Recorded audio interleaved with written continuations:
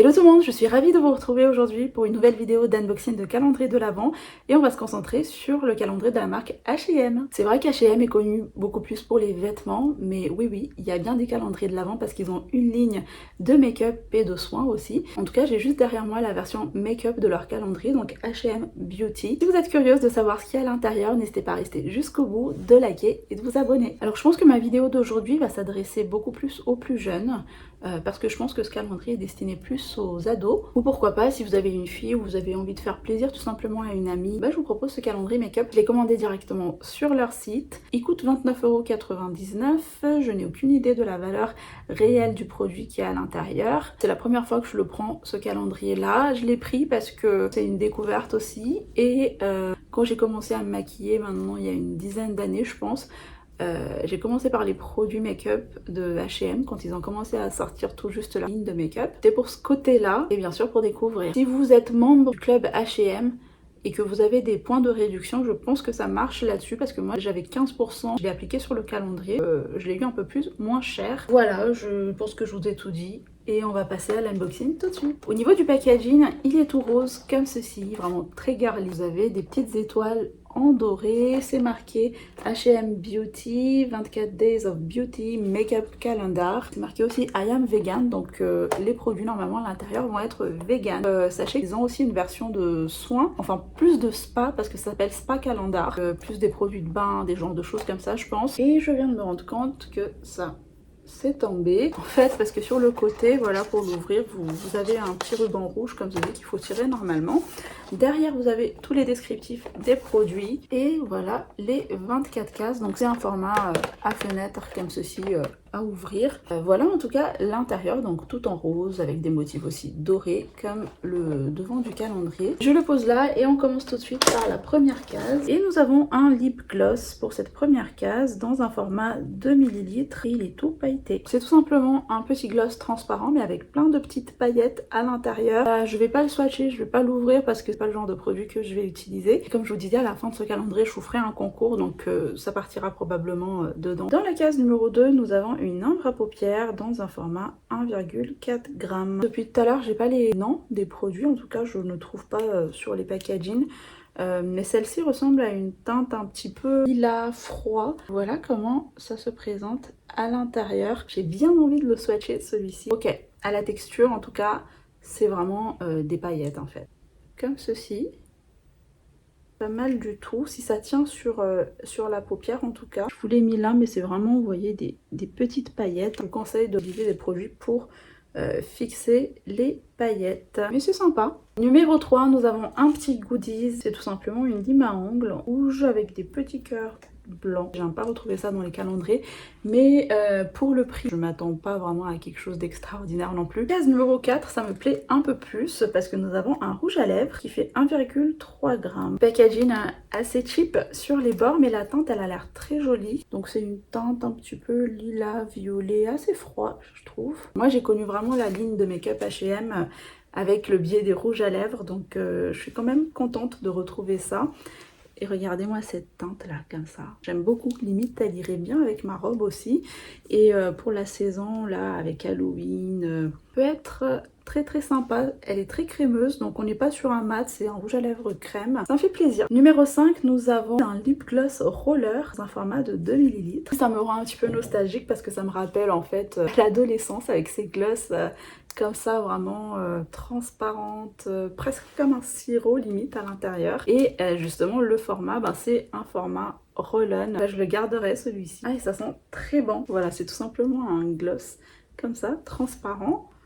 Et ça m'a l'air de ne pas coller du tout. Sympa. Case numéro 6, je m'attendais pas à ça. C'est un eyebrow gel dans un format de 2,3 g. Donc en fait c'est un produit pour fixer les sourcils. Moi j'aime trop ça. Je ne connais pas chez H&M, donc je testerai ça. Teinte transparente avec un embout comme ceci. Dans la case numéro 7, nous avons un eyeliner dans un format 2,3 g, mais la teinte est argentée, pailletée comme ceci. J'ai bien envie de le swatcher, celui-ci pour le coup. Petit embout en pinceau comme ça. Ça va être vraiment sympa ces petits trucs pour faire des jolis looks. Regardez c'est joli. Dans la case numéro 8, nous avons un petit gloss, lip gloss, toujours dans un format de 2 ml, mais une teinte un petit peu rouge framboise comme ceci. C'est dans la première case, je crois qu'on a reçu un petit gloss comme ça, mais transparent. J'ai bien envie de swatcher quand même celui-ci pour voir la pigmentation et la texture. Mais ça sent très bon aussi, ça sent la fraise cette fois-ci. Et voilà, on est sur une pigmentation assez légère, mais voilà, c'est un gloss quoi tout simplement, et très brillant. Numéro 9, c'est une case qui me surprend aussi, un face primer dans un format de 5 ml. Le tube tout rose comme le calendrier bien sûr, et je ne connais pas, c'est dans l'air du temps, pourquoi pas. Numéro 10, alors là c'est vraiment une teinte très Barbie, c'est une ombre à paupières dans un format de 1,4 g. Ah voilà, ça peut vraiment être très joli aussi. Je vais pas le swatcher, je vais également vous le mettre de côté. N'hésitez pas à me suivre hein, sur Instagram, mon pseudo il est juste là, parce que c'est là où je vais pouvoir vous faire le concours en fait à la fin de cette série. Nous arrivons à la case numéro 11, et nous avons un highlighter dans un format stick, et c'est un format de 5,5 g. Format stick qui se twist comme ceci, le format est vraiment très bien, pas mal pour un highlighter stick, il y a vraiment de quoi faire. Et regardez-moi la teinte. Oula, elle est hyper crémeuse pour le coup, c'est super beau.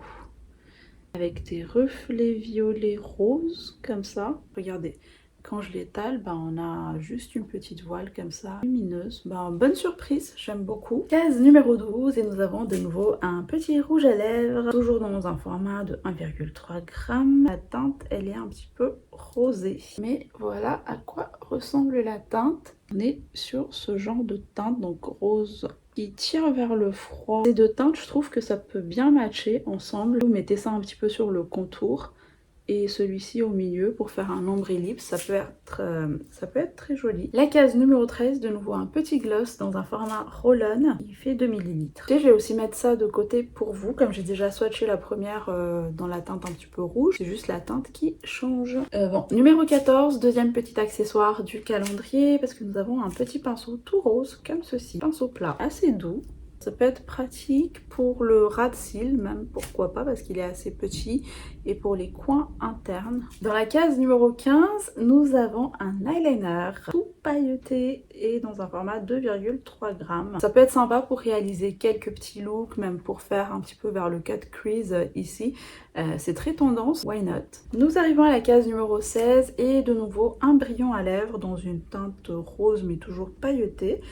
Et un format de 2 ml. Pareil, je vous mets ça de côté, ça nous fait quand même là 3 petits gloss. Case numéro 17, nous avons de nouveau une ombre à paupières 1,4 g.